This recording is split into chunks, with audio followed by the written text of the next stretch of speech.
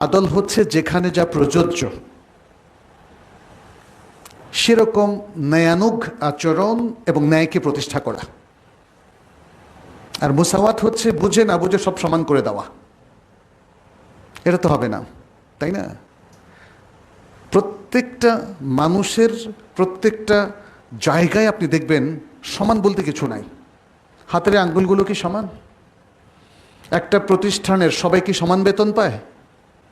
সব পুরুষ একরকম, সব মহিলা একরকম? সমান বলতে আসলে কিছু নেই।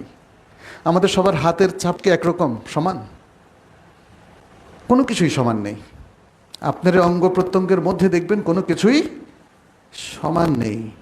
তাহলে সমান করতে যাওয়াটা হচ্ছে মহান আল্লাহ তাআলার সৃষ্টির বিরোধী একটা কাজ। কিন্তু আপনি সাম্যের কথা বলতে পারেন। আর এই সাম্য যেটা, সেটাই হলো আদল। সেটাই হলো আদল। যেখানে যেটা হওয়া উচিত সেটাকে যথার্থভাবে মেনে চলা, প্রতিষ্ঠিত করা, এটা হলো আদল।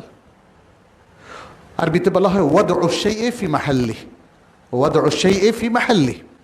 প্রত্যেক জিনিস যেখানে যেটা থরে থরে সাজিয়ে রাখার কথা সেভাবে আপনি যদি সাজিয়ে রাখতে পারেন তাহলে আপনি আদলকে প্রতিষ্ঠা করলেন।